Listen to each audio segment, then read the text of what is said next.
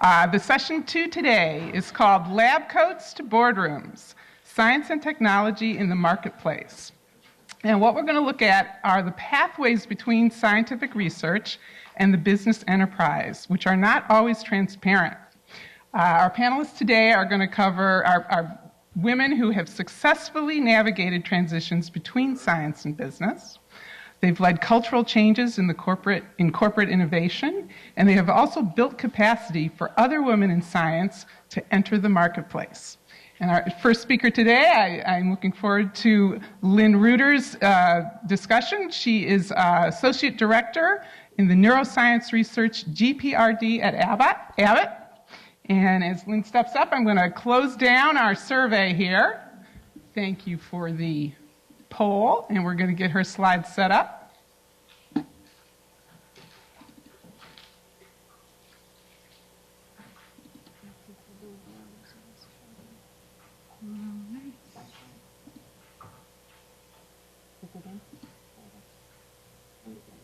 Here we go. So, can you hear me on the mobile? If I can move around a little bit, I don't like to stay in one place. I actually didn't check out the tools in advance, so I guess we will discover these as we go. So as I was introduced, my name is Lynne Rueter, and I have a Ph.D. in neuroscience, and I work at Abbott. GPRD stands for Global Pharmaceutical Research and Development, and it's our job to bring, hopefully, novel medications out onto the market. And my space in that, or my role in that, is on the discovery side. So I work in the preclinical world, trying to come up with molecules that are worth taking forward into human that might be used for the treatment of, in my case, CNS disorders. So I started off getting my PhD. Actually, it started off kind of an undergraduate world, finding my fascination with neuroscience. And it was driven not by my interest in how the brain works, but when and how the brain doesn't work.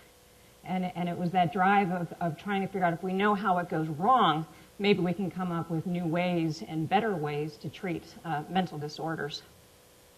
So I went in my undergraduate or my graduate work and just kind of doing some basic research to support or increase our understanding of how the brain works. But when I went to my choice of a postdoc, I said I want to be able to apply my research a little bit more. And so I actually chose a postdoc that worked more closely with drug development. And so what we did was in vivo electrophysiology. We used a very time-intensive, labor-intensive technique that was very useful of understanding how a drug might work. And because it was so time-intensive and labor-intensive, drug companies didn't like to do it in-house, but if they could convince somebody out in the academic world to do it, they could pay for to keep a postdoc alive and in electrodes, and they could get the answer that they wanted in order to understand their molecule. So because that was kind of where I was, and the only information that I had about drug discovery was incredibly simplistic. And I don't even think I thought about the drug discovery process at that time. But if I had, I would have said, well, we're neuroscientists, we understand the disease. Out of the disease, you can figure out a target to work on. Somebody comes up with a compound, I don't know how, but then they send it to me over here in the in vivo world. I try to figure out how it might work, and if it might work and it looks interesting, they take it forward, put it into humans, see if it works. And that was really all that was available to me at that time in terms of understanding drug discovery. It's gotten a little more available, at least the process of drug discovery has gotten more popular, if you will, in the academic arena as well. And you can find beautiful process figures like this out in the literature. This one happens to be from Nature Reviews Drug Discovery. And it kind of tells you the process of drug discovery. First, you figure out a target that you might want to work on. You figure out how to study it, what kind of chemicals that you can make that will interact with that target. You do lead optimization to come up with a compound that's worthy of taking forward into human. You make sure that it has drug-like properties, good pharmacokinetic properties. You spend some time testing it in human, you get it registered, and you market it. And while this gives you a really nice idea of the process of drug discovery, it really doesn't give you a sense of the decision-making that is part of drug discovery, and it really turned out that was where my passion was. So I had a background in serotonin and norepinephrine and an interest in psychiatric disorders. So I got offered a job at Abbott to work on nicotinic acetylcholine receptors for the treatment of pain. Needs must, you go where the job is. And I went and discovered I really enjoy nicotinic receptors, and as well as I really enjoy the study of pain. And when I got to the academic world, or I'm sorry, not the academic world, into the industry world, this is where I was. I'm an in vivo researcher by training. And so I took my spot in assessing the in vivo properties of novel compounds. And compounds would come into my lab, and we would process them. Some of them looked fantastic, and some of them looked okay. And then the project teams would take the okay compounds and move them forward for clinical development. So what are you doing? This one was fantastic. Then I had to realize that my fantastic compound got chewed up by the liver, and it was so fast that a person would have to take a pill every 2 hours. That's not a drug. I found out my other fantastic compound had serious cardiovascular safety issues, and there was no way it was safe enough to take into human. So in order to figure out and be able to be part of the process that chose the compound and chose even the targets that we worked on, I had to understand all of these components about discovery drug research. So we need to be able to make compounds that interact with the target, profile them with in vitro and in vivo tools, and be able to demonstrate that they have a window between their efficacy and any toxic effects you might see, any safety issues you might see, and ultimately they have to have drug-like properties. So I got kind of comfortable in this world. I was good processing compounds. And then I started to have ideas about other diseases we could treat. I was working in pain. I come from psychiatry. Nicotinic receptors are good for anxiety. Maybe we could look at anxiety for them. So I said, let's look at anxiety. And I got told no. What do you mean no? We can do all this for anxiety. We got the tools. We got the in vivo assays. And that was when I learned that the ability to do it from a preclinical perspective was just a small part of the picture. And in order to be able to choose what diseases we worked on, I had to understand far more of the complex drivers of the science and the business of drug discovery. So this component is still important, and that's still where I am. We need to be able to do it from the preclinical perspective, make a drug. But then we need to be able to test that drug in human and come up with an answer that will really convince us that this drug works and it's safe enough and it should be put out on the market. But convincing ourselves isn't enough. We need to convince the regulatory agencies in the US, like the FDA or the EMEA in Europe, that you make sure that they agree that this drug is actually efficacious and safe enough to take into humans. But the regulatory approval still isn't enough. Commercial needs to think that we can make money off of it. We're a for-profit organization, and if we can't make money off of a novel compound, that is not something we're going to develop. So they need to be able to think that there's actually a market out there, that there's enough people who have the problem, and that the current medications or treatment for it really aren't adequate, so that they can honestly go to patients and doctors and payers and say, this is this is better than what's out there, and it's worth the cost of it. And ultimately, we're often very constrained by competition, and that's our fellow pharma companies who are trying to do something. They might do something faster or better than we do, but it's also, quite honestly, competition from academia, where you have patent issues.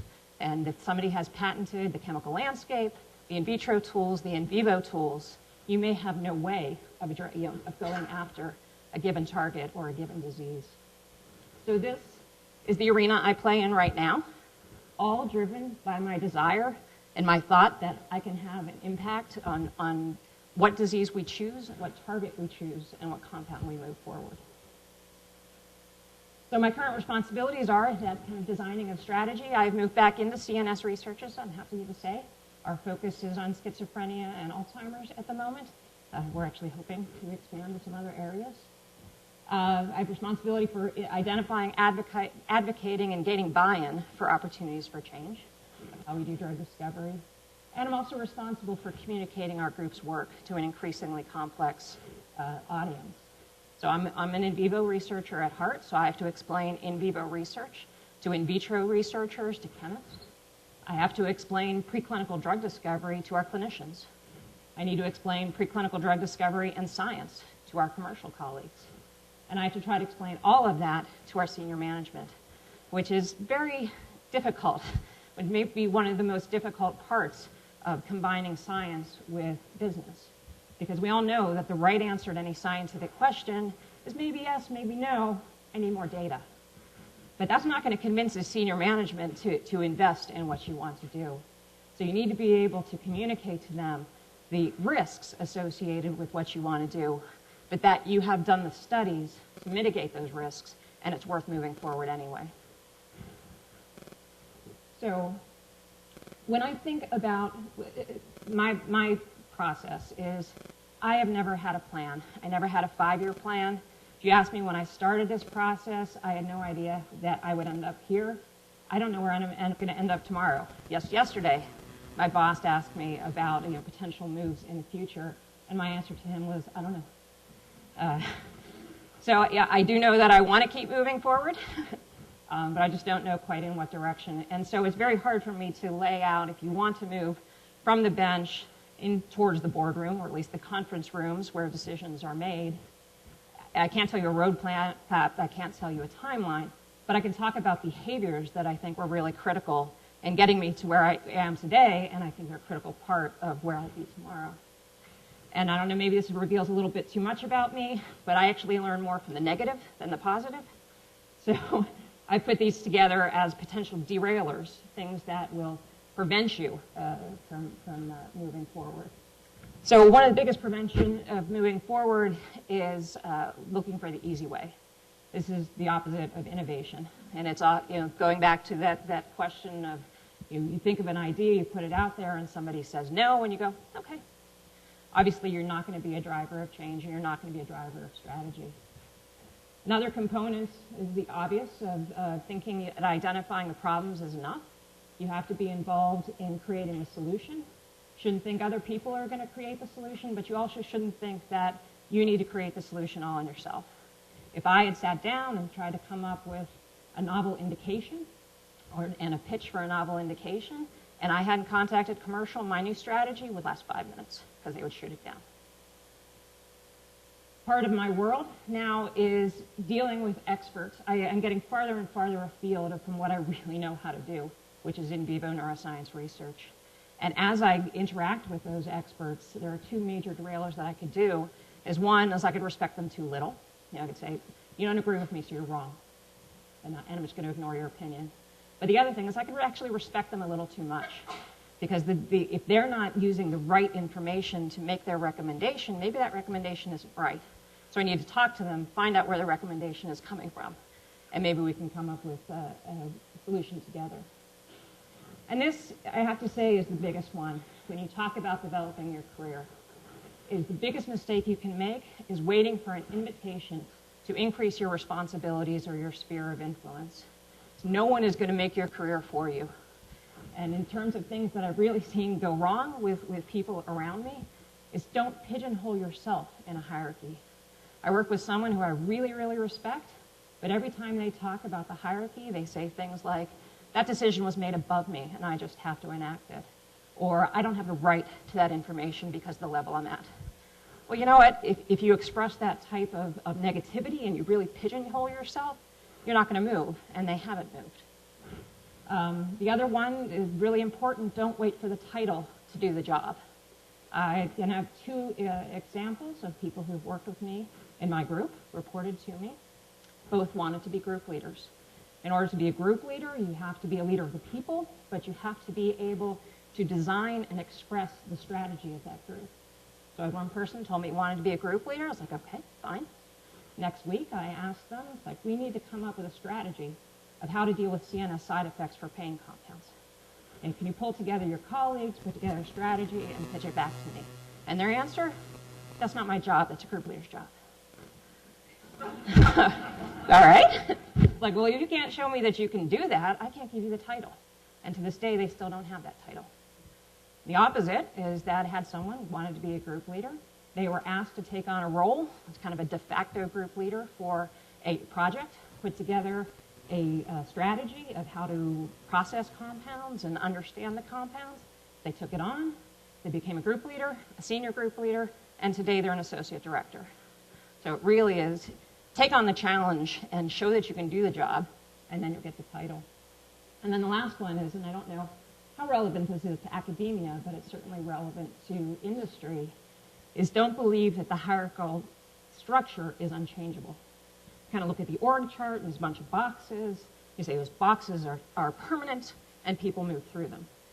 I can tell you, we reorg every year. January, February, very nervous time at Abbott. Because sometimes there's a little shifting of people, sometimes there are major reorgs, and the things that really scare us, sometimes they involve layoffs.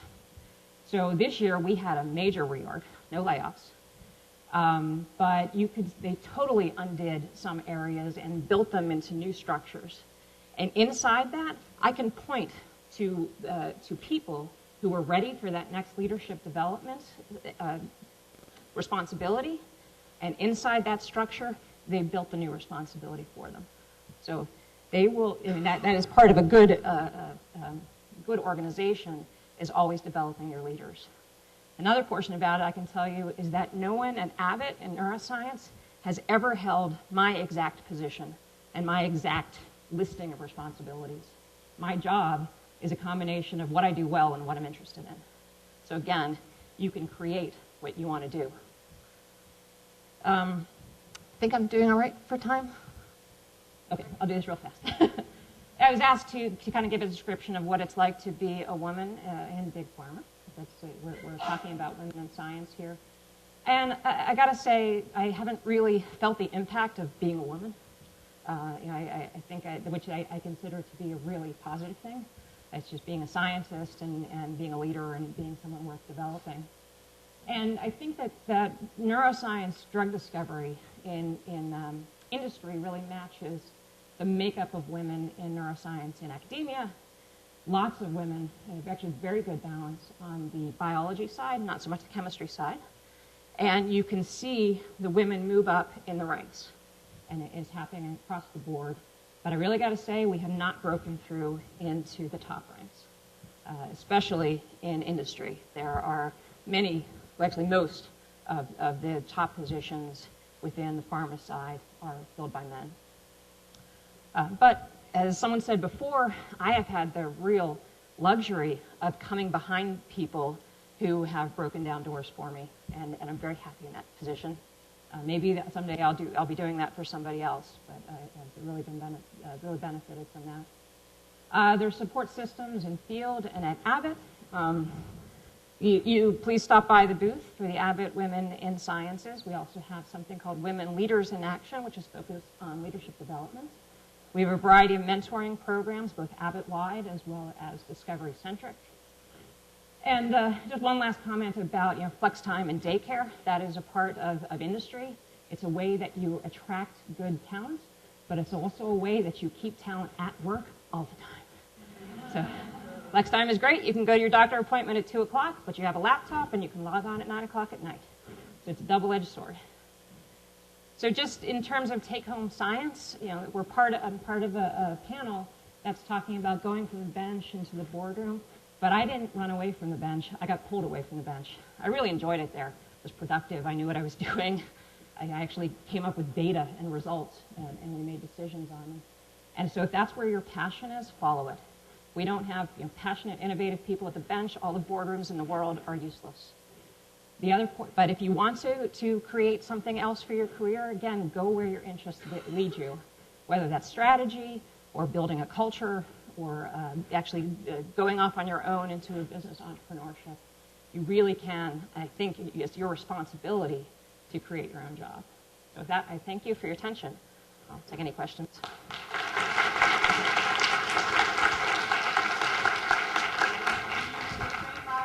We're going to have a short question and answer, and then we'll have a Q&A for the full panel. So please, I invite you to come to the microphone if there's any burning issue at this point.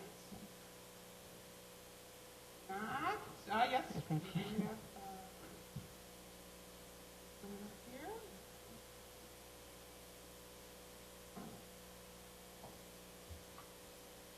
There are a lot of new training programs, such as the professional master's degree for preparing students after they get their bachelor's in order to understand business a little better, to learn how to manage people, and to learn the various ways of working in biotechnology.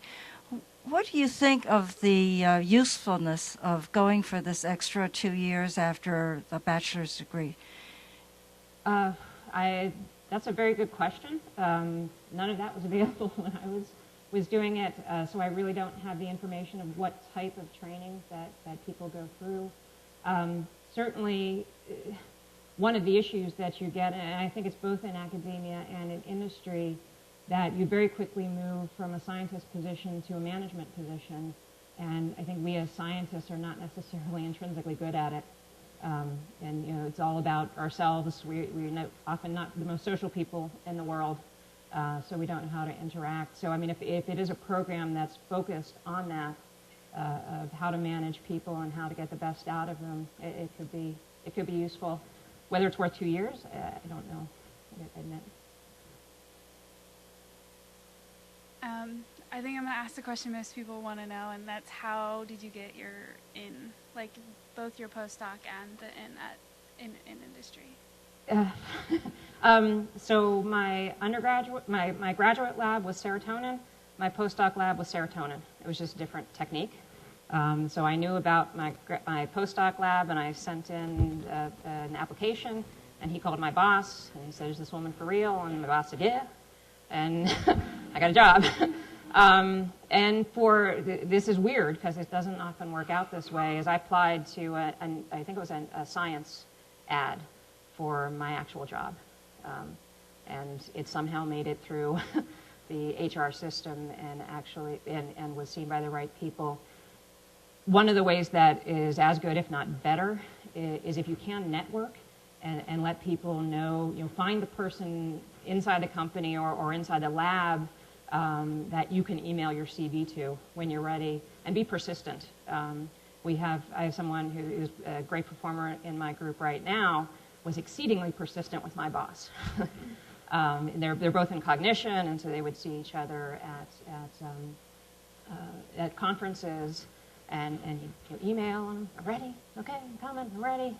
And out of that, when we had a position open up, we're like, "Oh, this guy," and bring him in for an interview. So, can I do a short follow-up? Do you think that your postdoc, if you were interested in scientific strategy, do you think your postdoc was a really important part of an aspect of that? I think postdocs are really important. I wasn't as, it felt like indentured servitude when I was actually doing it. It's a way of getting cheap labor. But I have to say, as a hiring manager, a postdoc is really quite critical because it forces you to look at the world from a different perspective, using a different technique, different neurotransmitter system, something like that. And that is an important underpinning to realizing there's not just one answer to any question. So I actually think it is important. We'll have a chance to hear more from Dr. Rueter with the full panel. I'm going to switch over the slides here. Thank you. While I'm switching this, I realized I didn't introduce myself. I get to be the introducer because I am on the steering committee. My name's Sarah Shirk. I'm the Director of Outreach with the Women in Science and Engineering program at UIC.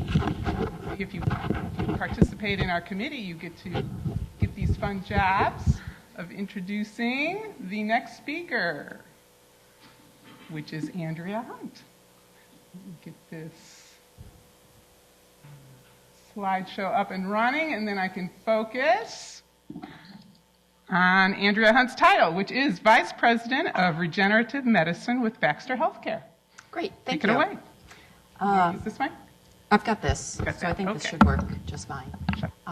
Anyway, thank you for inviting me to speak, and I look forward to having a conversation during this talk and certainly I think at the lunchtime. But what I wanted to do is really talk about my career experience and part of what I've done at Baxter, which is creating a culture of innovation. And similar to, I think, some of the other speakers who have spoken already, this was not the career path that I envisioned for myself, but something that happened along the way that I think I took some responsibility in helping to shape, but also took a look at what the environment was and created something that I was actually personally interested in working on. So I'm going to share just a couple of slides on Baxter, and I know many of you are in the academic or university setting. And the reason that I'm going to show you a few of these slides is really to set the context for what I would call sort of the playing field for what opportunities might be available for scientists coming into industry.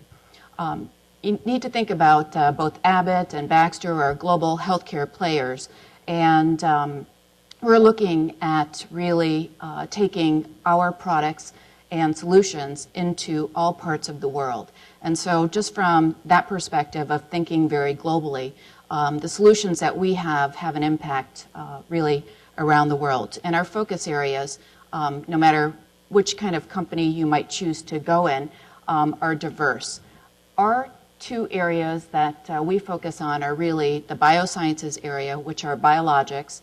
So certainly from that standpoint of science, we have a lot of biologics, engineering, those kinds of folks that are part of that business. And medical products, really IV solutions, nutrition systems, those kinds of things. Scientists with a lot of chemical backgrounds, engineering, we make devices and disposables and things along those lines.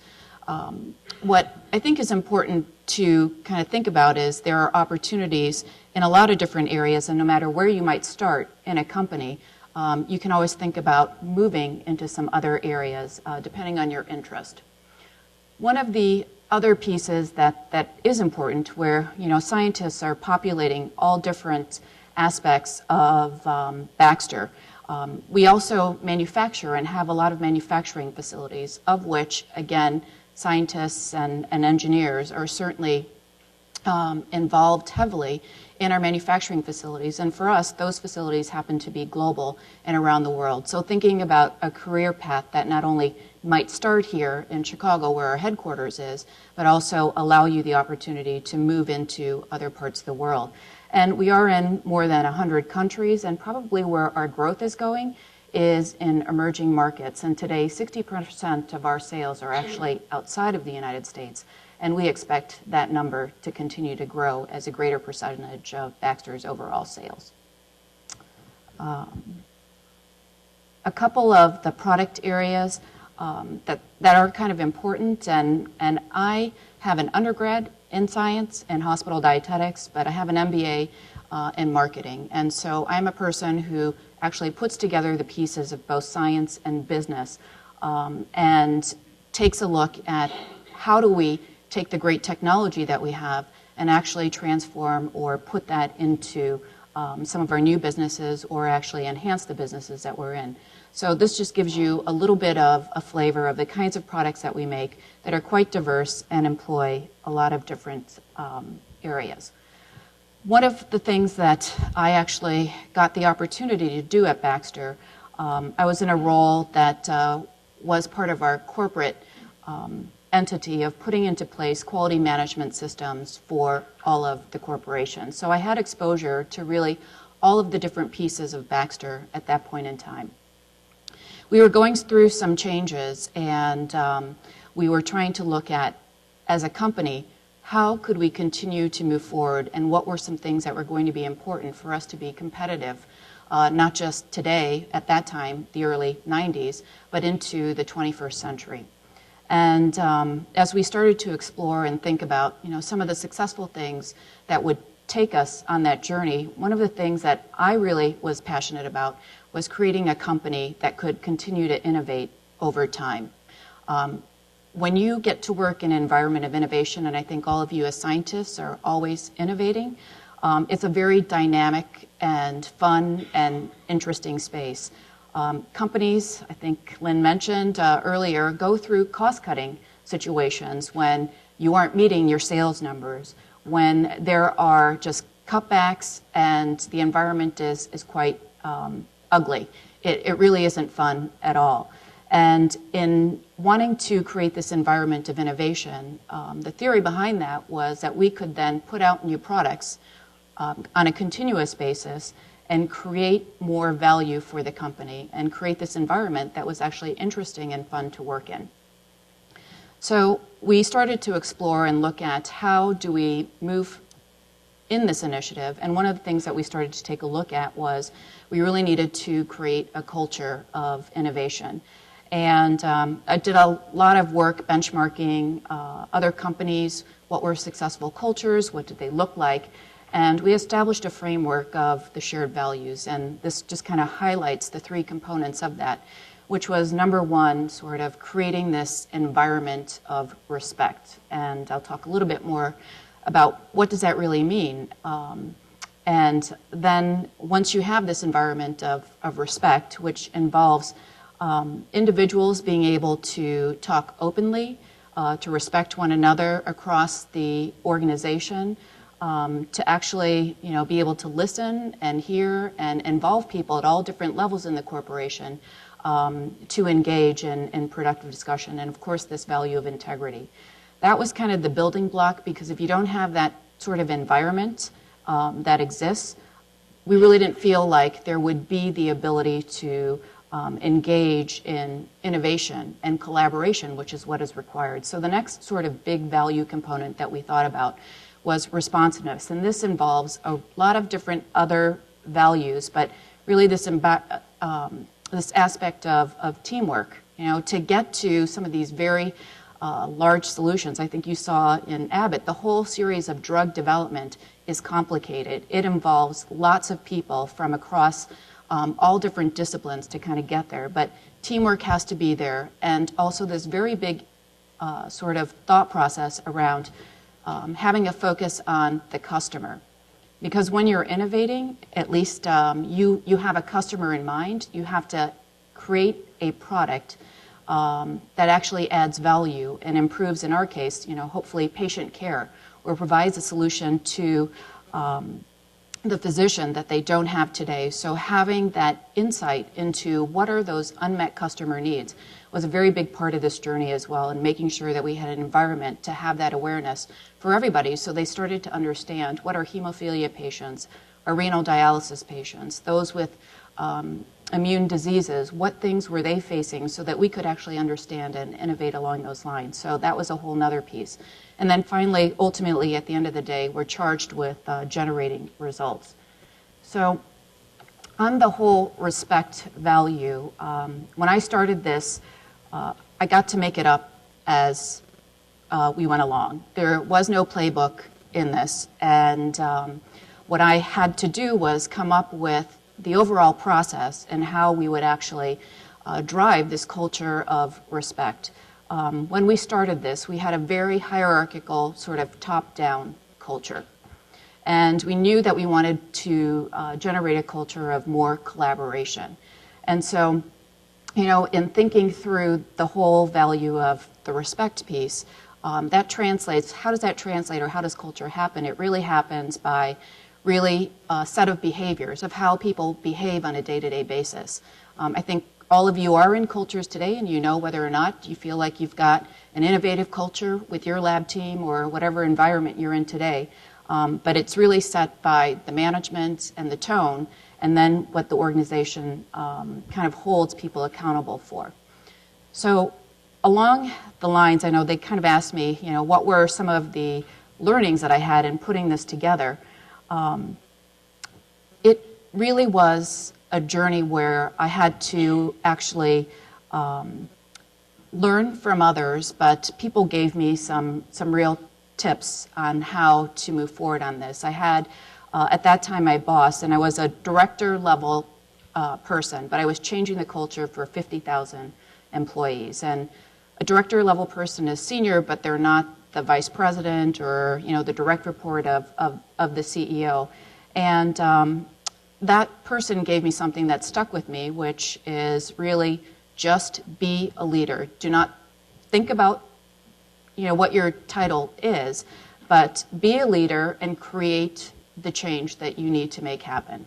And I have to say that I really took that to heart, and wasn't afraid to make recommendations or changes that had large impact, and go to our CEO to implement programs along those lines of putting into place some things that if he led the charge first, then we could see, and people would see, that this change was something that we would actually ask other individuals in the company to do so. And so one of those big things that we put into place at that time was something called 360-degree feedback, and maybe it's much more common now, but at that time in the 90s, the CEO really didn't seek feedback from his direct reports or people below him on how he was doing. And putting into place something like that where senior leaders were actually forced to get this anonymous feedback and actually were held accountable to making changes on those improvement opportunities was something that was novel and new at that time. But I was able to get our CEO to start with that process and then roll that down throughout the organization. So, a couple pieces here were we put all of these pieces in place to drive this whole value of respect. And, it took 5 years, which was a long time. I thought we'd be done with this in about a year. But rolling this out globally and actually changing all of the human resources processes. So everything from hiring, the characteristics of what we look at from a hiring perspective, how we evaluate people. They now had to actually be evaluated on living these values. And it was part of their performance review. And then putting in things like 360 and doing this globally ended up taking us 5 years, but we really did manage to change the culture where this whole environment of respect was there. So with that, I'm kind of going to skip a little bit to, I thought we were going to get to start working on innovation after we started this at maybe 2 years. But that really didn't happen until 5+ years later because we had to set the stage for being able to create this environment of innovation. But one of the things was trying to take a look at, I knew that we could do a better job of innovating across the company. And what we started to do, or what I started to do on my own, but I had a very senior leader in the company who was kind of my partner on this and who I'd run my ideas by before we started to implement them. And what we started to do was really just do a gap analysis of saying, if we want to be more innovative, where are the gaps? What are we missing? And doing a real live assessment across the corporation. So we took a look at some of the metrics of holding people accountable to driving innovation, how are we doing and getting projects out of the pipeline, and all of those things. And I went around and just talked to various employees and found that things like, one of the very big things is being able to deliver on a project, and our projects tend to take years to finish. But each year, you are measured on completing certain milestones.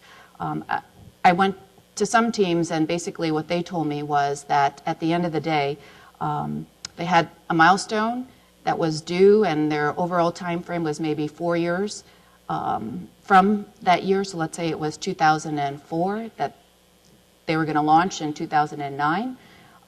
Each year, what would end up happening is they'd extend that out by another year. So really, nothing was happening along those lines. So finding out these kinds of things gave us an insight into what the gaps were so that we could then move forward on how to close those gaps.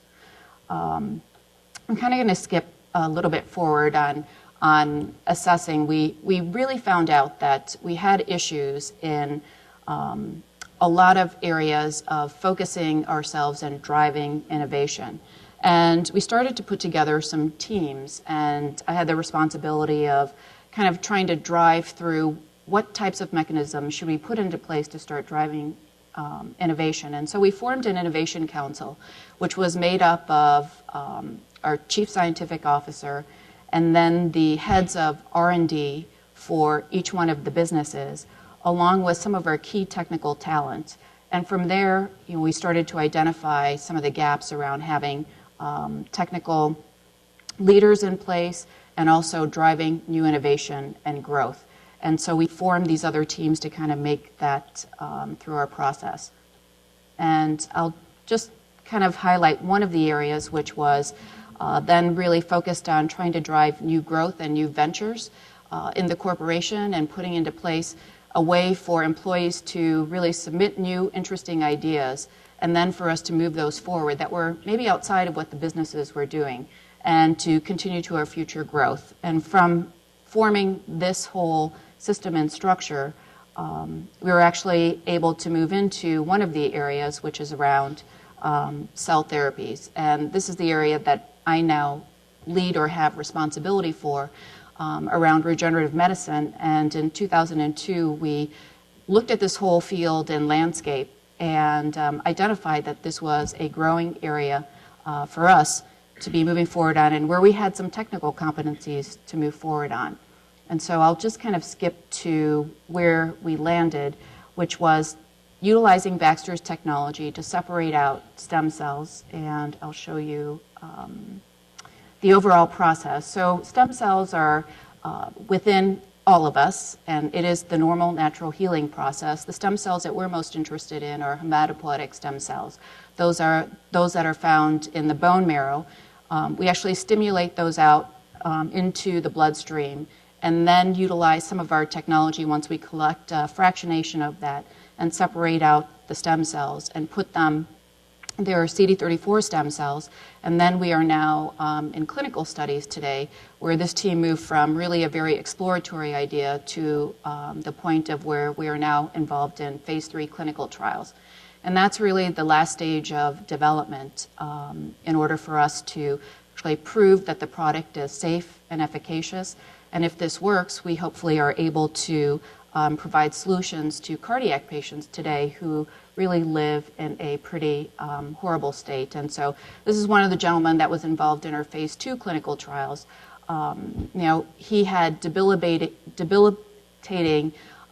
chest pain that really kept him homebound because if he would, for example, walk up a flight of stairs, would have severe angina, not be able to do anything. These patients really have a horrible quality of life. And so at least in our phase 2 studies, they've kind of moved on and are able to actually get back into living and move forward. So now we're in these stages of the last stages of development. So just a kind of a couple of things of my sort of pathway. There really wasn't a map for anything that I did. I didn't have any idea of where I would end up. But I think some of the principles that you've already heard from some others are the same that I had for myself. And so, really perseverance and sticking to what you believe in and what you're passionate about are kind of critical. I think you have to love what it is that you're doing. Act like a leader. Watch and learn from other individuals. They can be in any part of the organization. They may not be scientists. They may be in a whole different area. Get to know those people and learn from them. And really, when I look at my career, I looked at unmet needs, things that were bothering the people who were my bosses or people all the way at the top of the organization, because what they're looking for are solutions.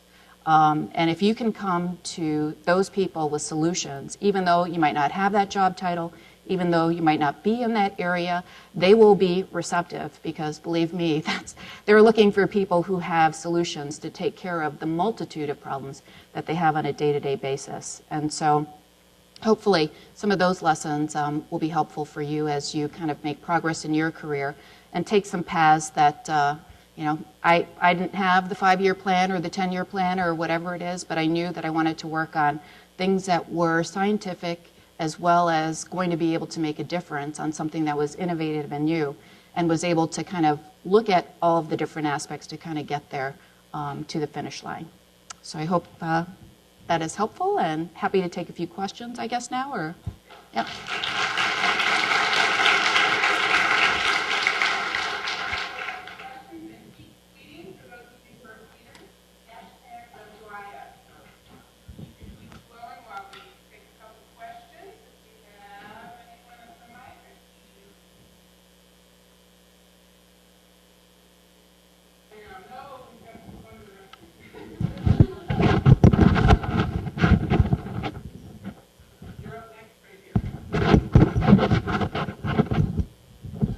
Thanks. That was really a great talk, and really found it really interesting. Just was interested in understanding about, you said you talked about holding people accountable for the values, particularly respect. How did you actually operationalize that? So what we did was initially we actually trained people across the company, and we put together a set of materials that actually kind of went through all those values that you saw and translated those into behaviors.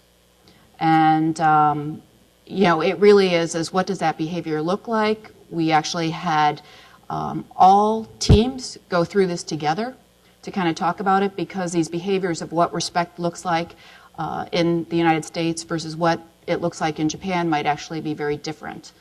And once we deployed sort of this overall training, we had performance reviews. And in our performance reviews, we changed our system to actually have a whole section on the values, and people were evaluated on that, along with meeting their objectives and how they met those objectives. And so we held that accountability through really the performance management system and of course, educating people on what that looked like, and having our senior leaders embody those values as well. Does that answer? Okay. Yeah, thanks. Sure. I was wondering if you could talk a little bit about how easy it is to get involved internationally in a company that's a big international company, Sure. and if there's any ways you would suggest preparing yourself ahead of time if you're interested in doing that? Yeah, so, maybe if you have an interest in working internationally, I would say it right off the bat, because not everybody's willing to move and get into those experiences. So as soon as you are hired in, it is something that managers do ask the folks that are coming in on whether you would be interested in relocating, et cetera. What I would say is be a little bit proactive if you really do have an interest of looking at what's going on in that area and thinking about how you could contribute. Because your first job may not be in that area, but if you can kind of highlight how you might be able to contribute in that area, or identify what experiences you might need to be able to go there, and just be very proactive about it, I think you can kind of get into the track to move into the international world, if that helps. Yeah. Sure. Next speaker.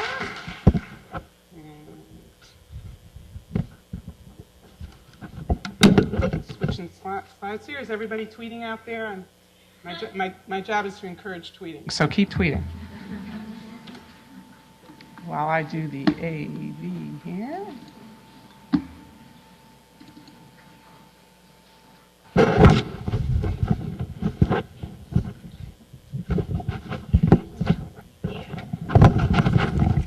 Okay, I now have the privilege of introducing the third piece of our Lab Coats to Boardroom puzzle. Kapila Viges is the Chief Executive Officer of Mithra Ventures. Thank you. Thank you. Hope everybody can hear me. Yep. So, I'm Kapila Viges, and I have actually started my own investment and management consulting firm to help take all the great work that you guys do in the lab and move it out to the marketplace. So, kind of taking a shift from some of the conversation that we've had already this morning in terms of how do you find your way in an academic setting or in a corporate setting.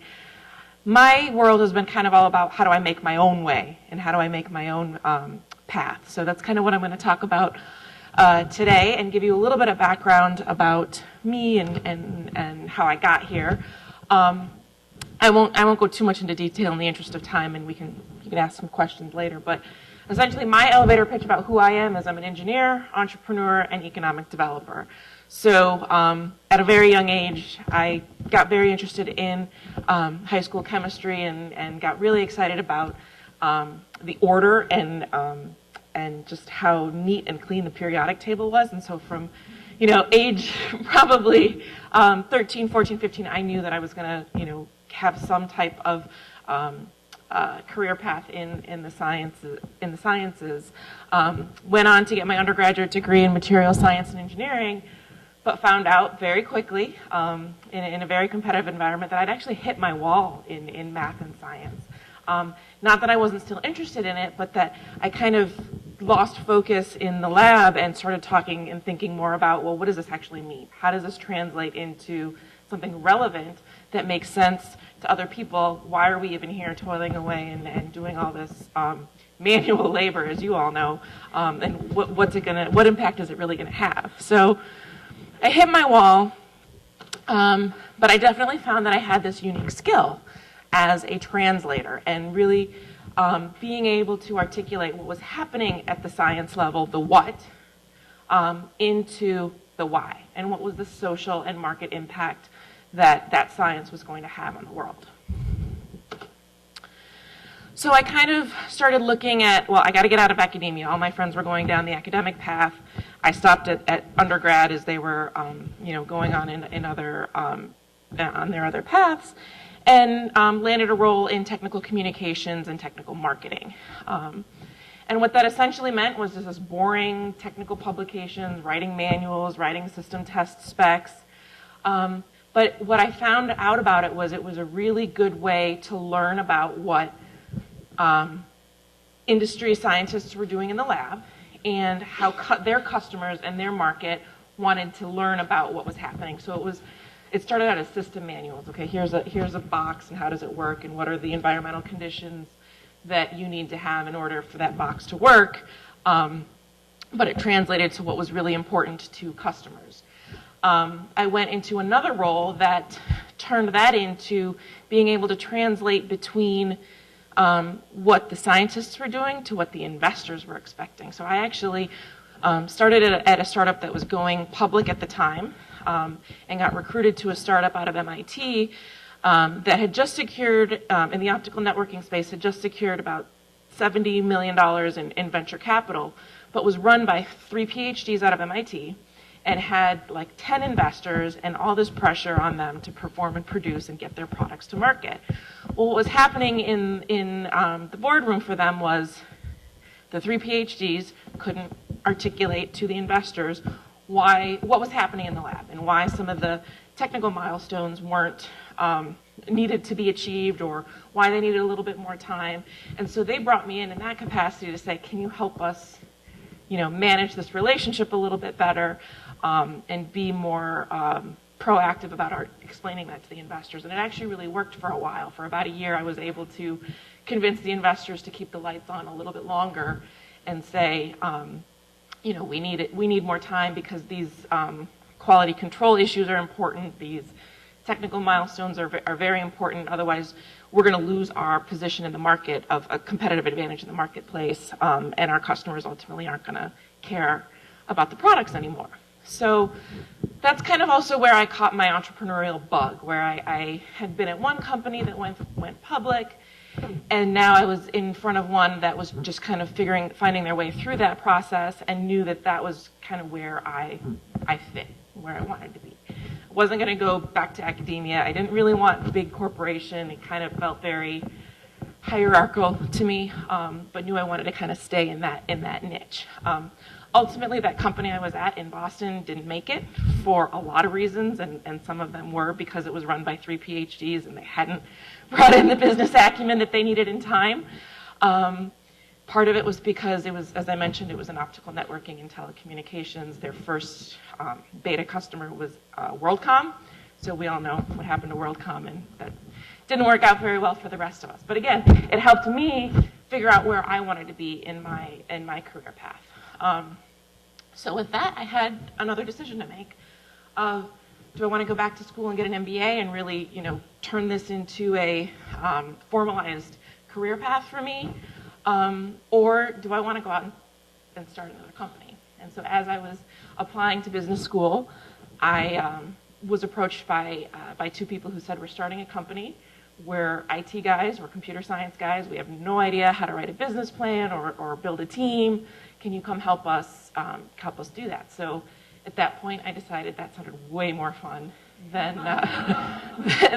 finishing my GMATs, and I finished my GMATs, but going through the whole MBA process. So what I ended up doing along the way was not only founding that company, but rather than going through a formal degreed process, I picked and chose different areas where I knew I needed help on the business side, and just chose classes as I needed them. Some of them were professional certificates, some of them were, executive classes. Some of it was just one, undergrad class in finance that I needed to just understand balance sheets a little bit better. So knitting together my own little education. And then from there, that company actually ended up being very successful. I was with them for probably 4 or 5 years, and then I got bored again. I said, okay, well, they're up and running. They've got money. They've got a team, customers. They're going. What's next? And at the time, I was in Michigan, and they were starting a big investment fund trying to diversify the economy. So this is how I transitioned now into economic development and saw an opportunity to build out what is now sort of a buzzword these days in entrepreneurial ecosystems, the sort of networks, support systems, and mechanisms that take all these technologies and ideas and create new economic wealth through them, through startups, through through innovation in the marketplace. So I got an opportunity to join the state investment fund. So not only were we investing directly into companies, but incubators, accelerators, university tech transfer offices, MBA programs to actually help some of the students coming out of the business schools and be more entrepreneurial, looking at innovation programs for corporate settings to help them be more innovative and accelerate their commercialization cycles. So I got a chance to maximize that impact, going back to what I found was important and what drove me is what's the social and market impact of all this technology. I was able to touch a lot of different arenas very quickly. And in that setting, I got a chance to learn a lot really, really, really fast. So being in a room with a whole bunch of different kinds of people, from scientists to investors to high-level governmental officials to CEOs of Fortune 500 companies, I started to kind of round out the rest of my education and really understand more about what the impact of all this technology getting to market can mean. Oh, I transitioned a little quickly. But so from there, I kind of had to figure out what was next for me again. I knew that I didn't want to stay in the public setting very long because, things get stale for me. I kind of have a little bit of ADD and need to keep shifting. And so I was looking for kind of a new path for myself and wanted to create a new path for myself. And I was approached by a couple organizations who said, look, there's a really interesting problem that we're trying to solve around women in technology startups. And we're wondering why there is such a, how do we get more women engaged in this space? And I was kind of like, well, it didn't really tickle my fancy to start. And I said, there's a lot of stuff out there. Let's mine through the tech transfer programs and the technology, the business incubator programs, and see if there's a way we can fit women in. And what we found was women were really self-selecting out of those entrepreneurial paths. They weren't speaking to them. It wasn't something that was attracting them. It wasn't something that they were getting exposed to and was really resonating with them. So as I started digging in a little bit deeper, I am still an engineer at heart, so I needed the data to really understand why is this a way for me to create more social impact and more market impact around technology commercialization. And I started doing some digging about why would we even focus on women in this space. And I found some very interesting things. Some of this is NSF data that you can pull, but the 2010 US Census showed that for the first time in our history, women are now acquiring more of the bachelor's and advanced degrees in our country than men. So that's a huge market force to be reckoned with. Women are not only more than 51% of the population, they're also more educated. They're the more educated demographic. If you look at the science and engineering degrees, we know there's a long ways to go, especially in some spaces. But if you add it all up collectively, that's 47% of our degrees are going to women. Same thing in business, almost 50%. And then there's many of you who are in the biological and maybe even agricultural or medical sciences, 50 to 65%. In medicine, it's almost 70. So women are a huge, huge force to be reckoned with, and we've got to figure out if we're going to get more technologies to market, more new economic wealth created out of those technologies, we've got to find a way to get women more engaged in that commercialization process. They're very high achievers, and we've got to capitalize on that. If you want to take it in terms of the entrepreneurial mindset, we also know that women are very entrepreneurial, from being sort of the logistics coordinators and supply chain managers at home, wearing multiple hats all the time, to what we know in a lot of Fortune 500 companies, that when you have more women represented in leadership roles, they tend to be healthier companies.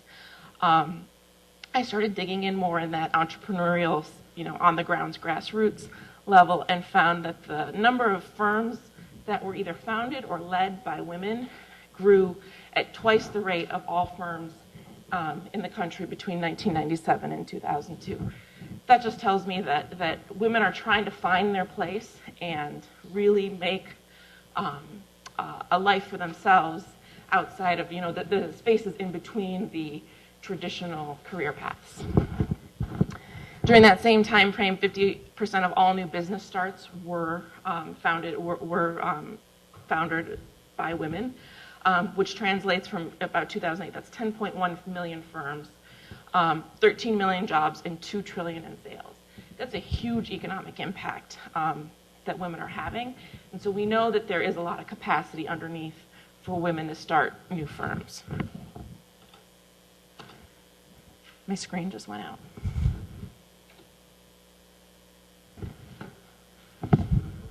Yep. All right. We'll just do it this way because the monitor. Is it a touch screen? Oh, there it goes. You're right. I didn't realize it was a touch screen. Cool. Technology. So when I talked about all that entrepreneurial activity that is surrounding women and that women are driving, there's a huge gap. So if you look at all those firms, they're primarily in lifestyle and micro enterprises. So they're retail chains, they're coffee shops, they're consulting firms, they're not high potential, high growth, technology-driven companies, which to me doesn't quite make sense, right? Because if we've got all this great technical training and technical achievement, why is that not translating into the commercial space very well? We also know that women in your very position are not patenting their work at nearly the rate their male colleagues are. And there's a lot of reason that this sort of becomes a barrier for them. When you patent your work, you get access to commercial networks.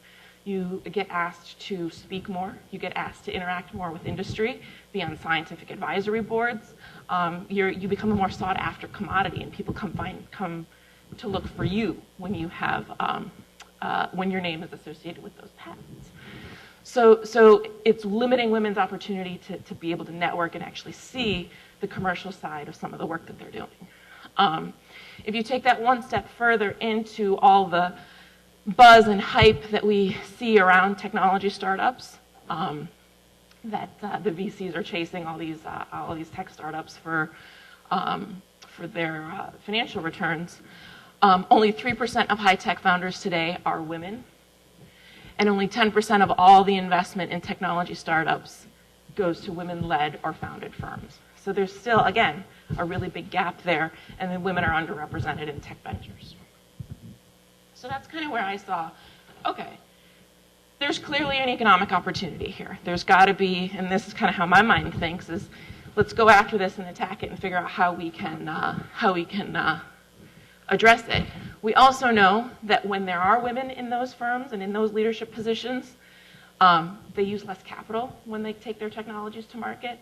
Some of the things that hold us back in terms of being more conservative, a little more risk averse, a little more thoughtful and deliberate in our planning process actually translates very well into economic opportunity.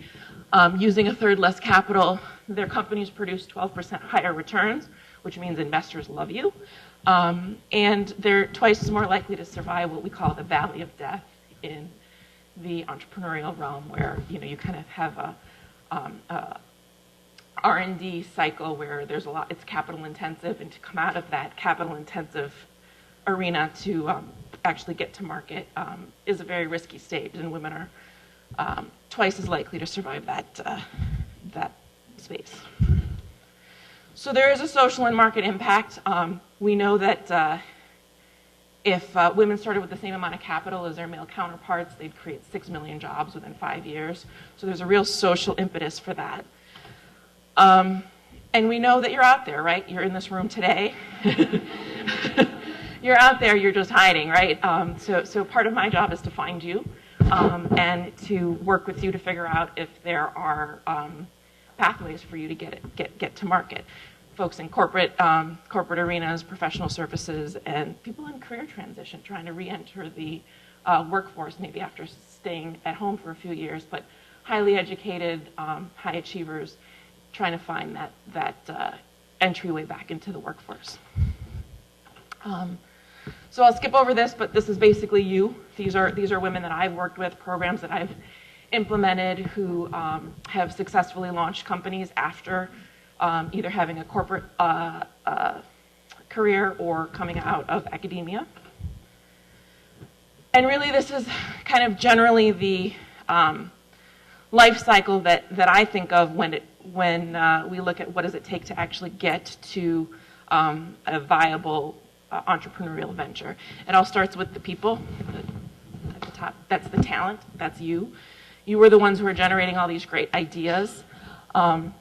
We have to find if there's a market for those ideas, but you're really the starting point of where all this innovation comes from.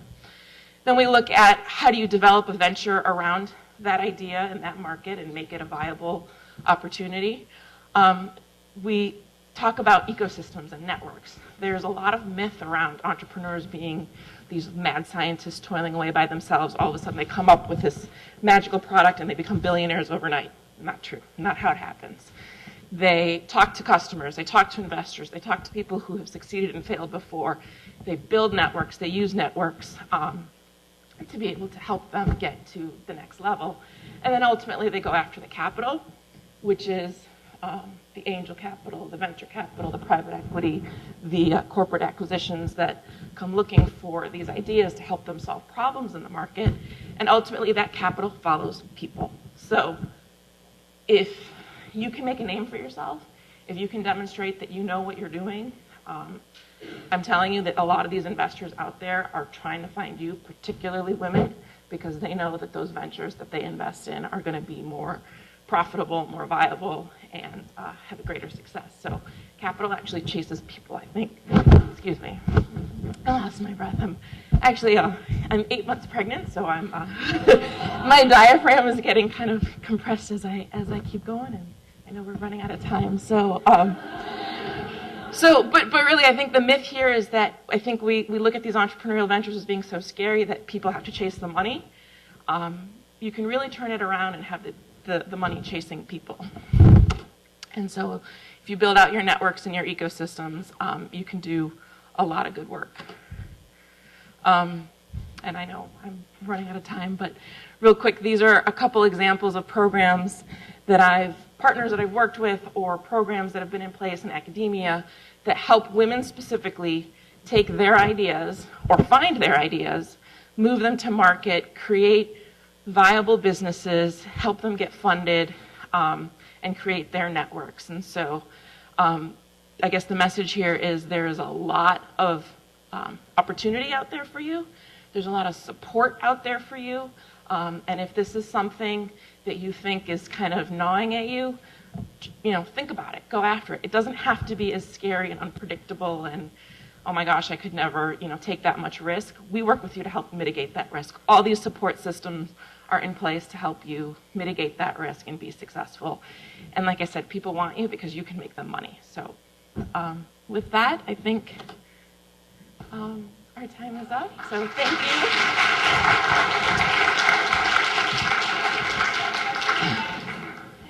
Oh.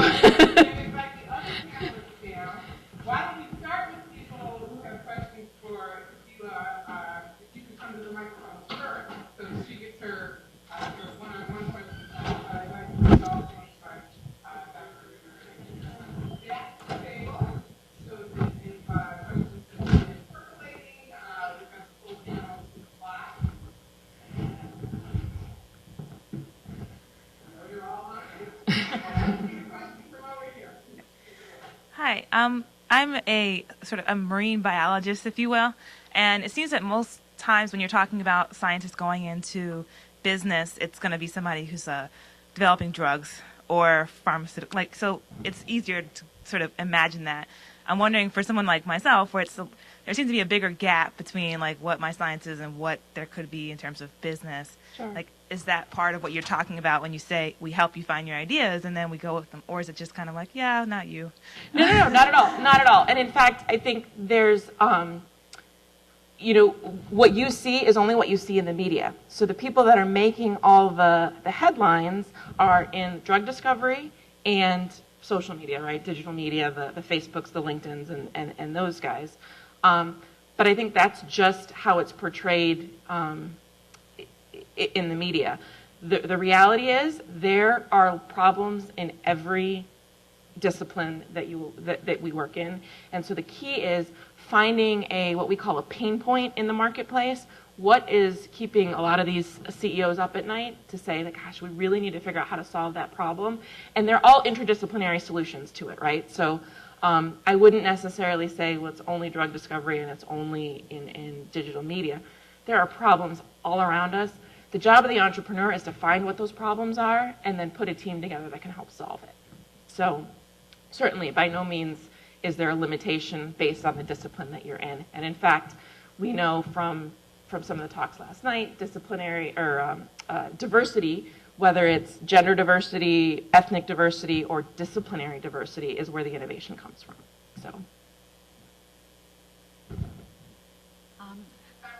One more question, and then you'll have time at lunchtime to talk one-on-one. Can I go ahead? Yeah. Okay. We heard, thank you for the very interesting talk, and we heard from all the panelists all about a business application and a business career and how you market products and so on. But I would like to remind everybody, but this is in fact what we do in academia. We have a product and we market it when we write a grant application. My goodness, if I am interested in a compound because it has an interesting electronic structure, so who cares? The NSF is not going to care. So you have to make it somehow saleable and cook up some kind of a medical application which is usually hot, or something that's good for the nuclear technology. So in fact, all of us in academia, when we write a grant application, this is exactly what we do. We have a product and we market it, and hopefully we get funded. So I just wanted to bring that to your attention. The other is, and in this last talk, I think the percentage of women was a little bit overly optimistic because you have it in for biology. Now, the situation is much poorer in chemistry and physics.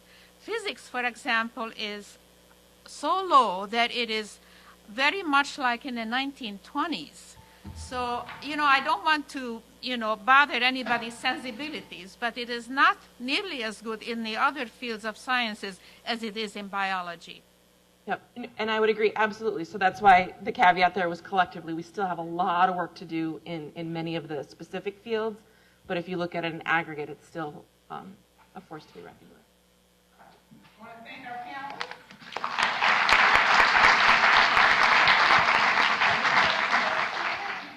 We've got a presentation prior to lunch. One just minor, well, not minor, very important task we want to take care of before lunch that is an honor for one of our highly recognized and a highly recognized individual. So thanks for the wonderful panel discussions this morning. It was enlightening to me, and I hope to you as well, and we hope that lunch will continue these discussions, and that's what the luncheon's for. So please, if you look for the signs on the tables where you want to focus your energy for that period of time, please do so. So during every symposium from now here on out, we will be recognizing a woman in the sciences, one who has made significant contributions in her research, and one who sees partnerships as a major component of building communities of women in the sciences. And finally, one who is a mentor and model example of a professional in her field. So with that, the Women in Science Steering Committee proudly presents the 2012 Women in Science Leadership Award to Deputy Director of Fermi National Accelerator Laboratory, Dr. Young-Ki Kim.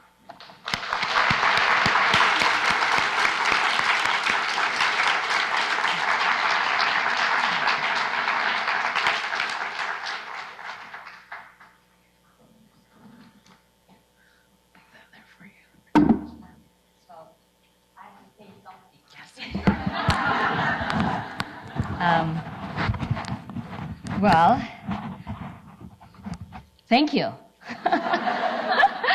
I'm a bit speechless when you called me and said you're going to give me an award or your steering committee. And I was very shocked, literally, of course, absolutely speechless. So thank you for all that. I will take this as not because I've done a lot, but just kind of triggering me saying that, hey, you haven't done enough. So I think I have to do a lot more, better for women in science and technology. So one of the tasks, in fact, I can do now, that is, it's called C2ST, it stands for Chicago Council of Science and Technology. So how many of you have heard of this organization? That's not bad, but I wanted to have 100%, so we are not there yet. So this organization was really done by the leadership of Alan Shishan, sitting here. And, we heard from Erin and also yesterday, this morning, that Chicago is a really fantastic place. If you look at so many really powerful universities and colleges for teaching and research, and also sort of very famous for the outstanding museums and all the industry, high-tech industry. You heard so many such the presentations today. So this is remarkable. On top of that, you also heard that there are 2 national laboratories. One is the Argonne National Lab, another was the Fermi Accelerator National Laboratory. These are 2 out of 10 the Department of Energy, Office of Science national laboratories. So 10 in total in US, and 2 are just in our backyard. So these 2 laboratories are actually the closest 2 national laboratories in US.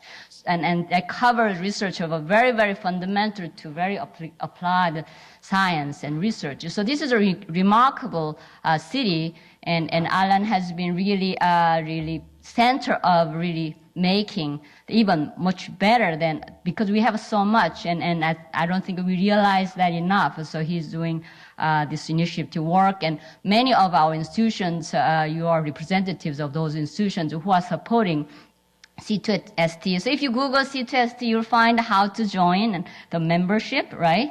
And C2ST is helping the women in science. That's really presented, hosted 2 years ago. This is second. So let's give a thank to Alan. And of course, that's not enough. We have to help him. That's really my task. So when you receive a big award, you usually have to say, thank you my mother, my sister, husband. So that's what I'm going to do. I want to thank those who really helped me to get to where I am. By doing so, I want to share with you, what's really important for somebody's career. So it's not that thanking them. In fact, I want to share my experience with you.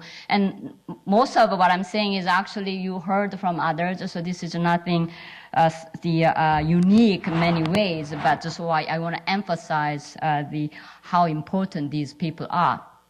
So let me start with my special thanks to the previous generations of women in science and technology. You heard Professor Alice Huang last night. She's one of the previous generations, really helped. And those women having much tougher time than us. We have a much better, my generation really benefit from what they've done. So they fought for not only their own generations, anything they did for themselves or also for us.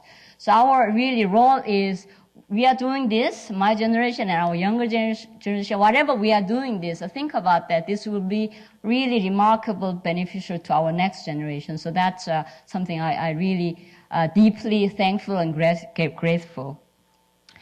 And family, of course, no doubt. So this is half of my family. I have a really big family. I grew up in South Korea. I educated all the way through college. I came to the United States for my Ph.D. So my parents, they are farmers, etc. But they are very, very deeply appreciating the education. So my mom, who is a really farmer who get only elementary school education, and she has 5 daughters and 1 son. And we trying to help her. She accepts a little bit of help, but not too much. She says, if you know how, or if you're so good at farming or housework, then you'll end up doing that. Therefore, you shouldn't be doing too much, or you shouldn't be too good at it. So she always kicked us and go to a bigger town and city to get educated. Of course, my husband, his support is speechless.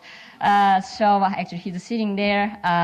He has to drive me to the airport later. So he's an incredible supporter. He himself teaches physics, and then also strong support of our 2 children.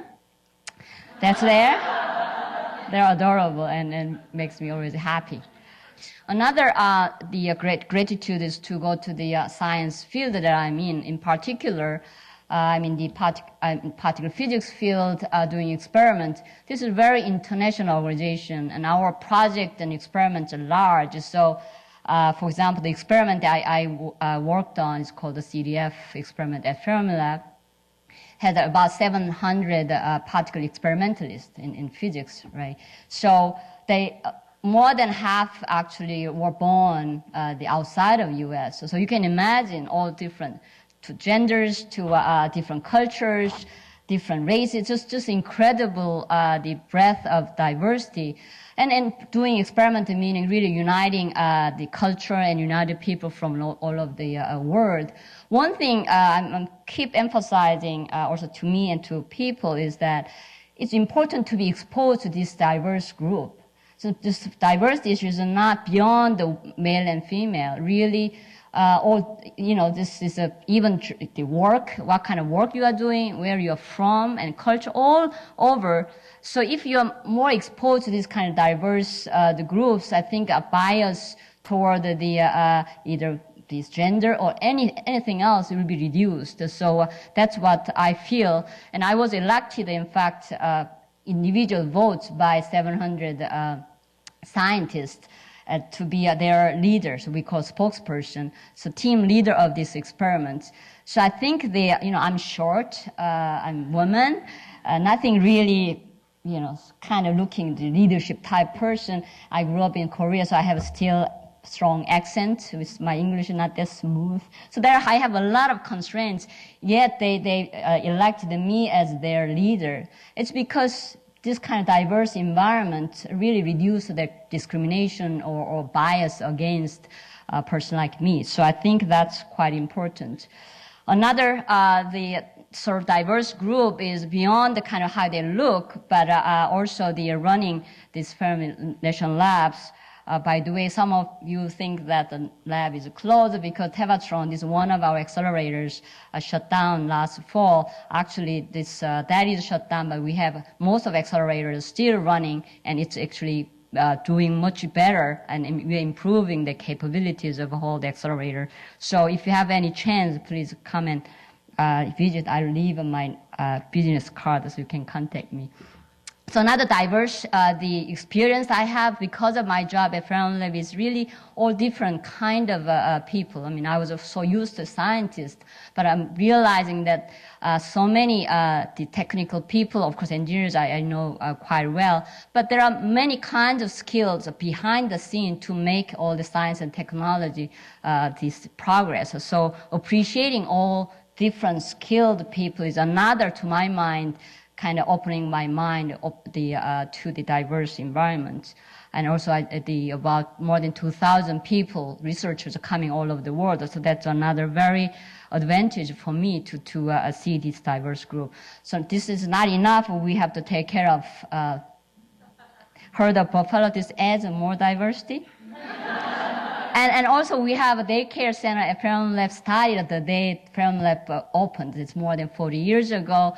From really infant to this kids you can see in this picture, and they give Christmas carol performance every year. So this is the last year's performance. So this also adds, again, to my mind, a really diverse environment, and that helped me quite much. And then also my students at the university, my postdocs, graduate students and undergraduate students, with them I get to see the issues of really young generation. So they're also helping me also grow as well. And also they're understanding my busy schedule very well. So I'm usually having meetings Saturday morning and Sunday morning, not during week, but they're okay with that. And I'm really grateful for how much they are trying to understand what I'm doing. So this is my father's calligraphy.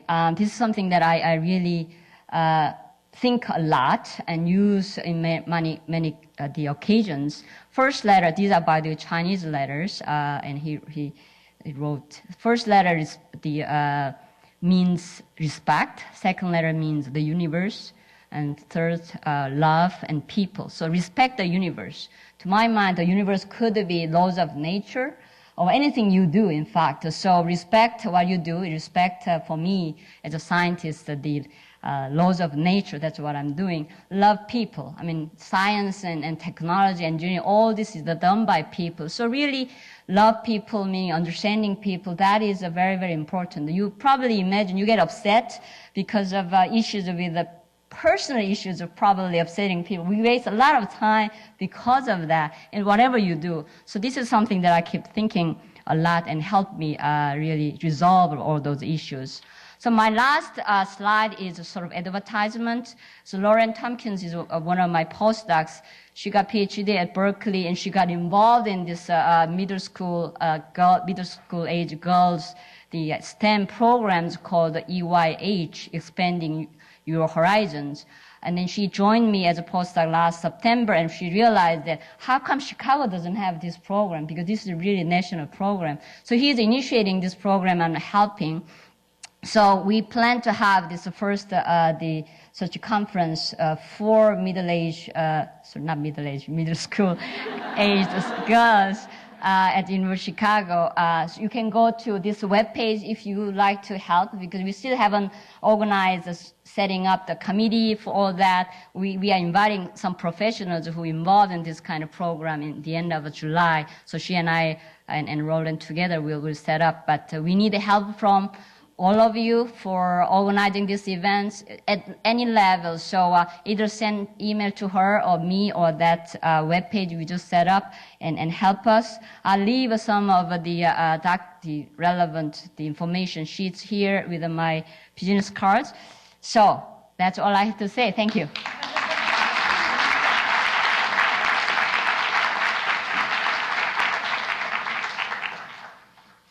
All right, congratulations again. We are ready for lunch. I hear some tummies growling, so thank you for your patience. Really briefly, we are going to catch up on time by shortening lunch a little bit, so we ask that all of you plan to be back in here at 2 o'clock. As Aaron mentioned, all the tables have categories of topics of conversation. If you'd like to learn more about or share your own experience, please do so. Thanks very much. We'll see you back at 2.